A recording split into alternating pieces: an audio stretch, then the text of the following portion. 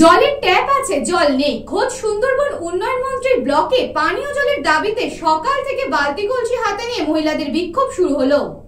গাড়িতে জল আছে, আমাদের ওদিকে জল যাচ্ছে না। আমরা 12 মাসে এত কষ্ট করছি, ভেস্টের জায়গা নোনা জায়গা জল পাচ্ছি না, কল নেই টিউল নেই, কিছু নেই।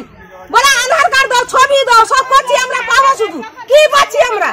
পানীয় জলের সমস্যার সমাধানের জন্য কলসি হাতে নিয়ে গঙ্গাসাগরে মহিলারা রাস্তায় নেমে বিক্ষোভ দেখাতে শুরু করলেন। বর্তমানে সুন্দরবন উন্নয়ন বিষয়ক মন্ত্রী বঙ্কিমচন্দ্র হাজরার এলাকায় গ্রীষ্মের দাবদাহের শুরুতে তীব্র জলকষ্ট দেখা দিল দক্ষিণ 24 পরগনার গঙ্গাসাগর পূর্ব ঘেরি কলোনি এলাকায়, যার পাশে অঞ্চলে স্বয়ং বসবাস করেন সুন্দরবন বিষয়ক উন্নয়ন মন্ত্রী বঙ্কিমচন্দ্র হাজরা।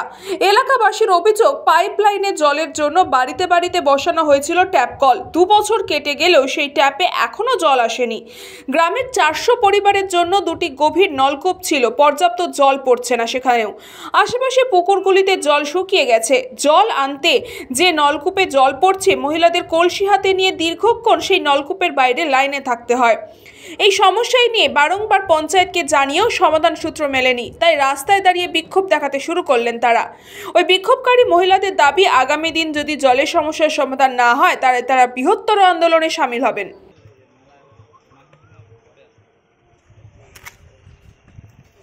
কিছু নেই, এই কল রাখার কি মানে? যদি না জল থাকবে কেন আমাদের এখানে ভোট দেই না আমরা নাকি? শুধু নেতা মন্ত্রী আসবে, ভোট নেবে, তখন মা বলবে, দিদি বলবে, দাদা বলবে, এখন কেউ কাউকে চিনে না। বাড়িতে বাড়িতে কল দিয়ে গেছে, মমতা দিদি আসবে তার কারণে যে জল আসবে। তারপরে দেখি না জলও নেই, কিছুই নেই। শুধু বাচ্চা কাচ্চাদের নিয়ে আমরা যাচ্ছি কোথায় দূরে দূরে কল, আর নদী নালা শুকনো, আর বাড়িতে যে পুকুর আছে তাতে আবার নোনা পানি। আমাদের জলের এত দরকার, এই জন্য আমরা আজ পথ অবরোধ করছি আর এইটা করছি। ঘরে একটা করে ট্যাপ কল বসিয়ে দিয়েছে, বারবার আধার কার্ড নিয়েছে, ছবি তুলেছে, জল এই আসবে দিচ্ছে না। ঠিক ভোটের সময় এলে আমাদের দিদি ভাই বৌদি উমুক তুমুক, ভোট চলে গেলে আমাদের কেউ চিনছে না। কিন্তু আমাদের নোনা জায়গায় ঘর, আমাদের গাড়িয়া গদায় সব নোনা জল, আমরা কোনো ব্যবহার করতে পারছি না, প্রচুর কষ্টের মাধ্যমে আছি। ভোট এলে ওরা সবাই চিনে, ভোট চলে গেলে আমাদের চিনে না। তাহলে আমরা কি করবো? এরকম হলে আমরা কি করবো? আমাদের এসে দেখু, দুয়ারে দুয়ারে দেখু আমরা কি কষ্টে আছি। আমাদের বিভিন্ন জায়গায় যেখানে নলবাহিত জল প্রকল্প হয়েছে সেখানে সঠিকভাবে জল যাচ্ছে না, এসব অসুবিধা আছে। ধীরে ধীরে অসুবিধার উত্তরণ হবে। তবে ওই এলাকার মানুষদের মধ্যে যে ক্ষোভ জন্মেছে সেটা স্বাভাবিক। তবে অতি শীঘ্র আমরা এজেন্সি এবং ডিপার্টমেন্টের ইঞ্জিনিয়ারের সঙ্গে কথা বলে যত দ্রুততার সঙ্গে এই ব্যাপারটা সমাধান করা যায় তার জন্য আমরা সচেষ্ট আছি।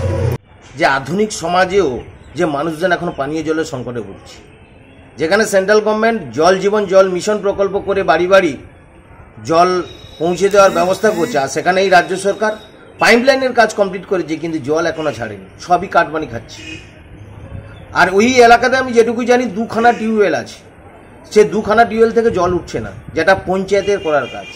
অর্থাৎ আপনি সব দিক দিয়ে বিচার বিশ্লেষণ করে দেখুন, তৃণমূল কংগ্রেস তৃণমূল মানে টাকা মারা কোম্পানি টিএমসি, আর তারা এরকম দুর্নীতি করবে, এলাকার মানুষরা এরকম জল সংকটে ভুগবে। আর এদিকে সেন্ট্রাল গভর্নমেন্ট কোটি কোটি টাকা দিচ্ছে জল জীবন জল মিশনের জন্য, সেটাও পর্যন্ত বাড়িতে জল পৌঁছচ্ছে না। তৃণমূল কাটমানি খেয়ে সাধারণ মানুষকে হ্যারাসমেন্টের শিকার করে দিচ্ছে। এর জন্যই তৃণমূল সরকার উৎখাত হওয়ার প্রয়োজন আছে, সেটা এলাকার মানুষ বুঝে গেছে, যে কারণে তারা আজকের বিক্ষোভ দেখাচ্ছে। আর তৃণমূল কংগ্রেস যতদিন থাকবে ততদিন এই সমস্যা কিন্তু চলতে থাকবে। একমাত্র ভারতীয় জনতা পার্টি ক্ষমতায় এলে দেখতে পাবেন 6 মাস লাগবে না, প্রত্যেকের বাড়িতে জল পৌঁছে যাবে। এটুকু আমি দায়িত্ব নিয়ে বলতে পারি। দক্ষিণ 24 পরগনা থেকে বাবলু প্রামাণিক, নিউজ বঙ্গ টাইম।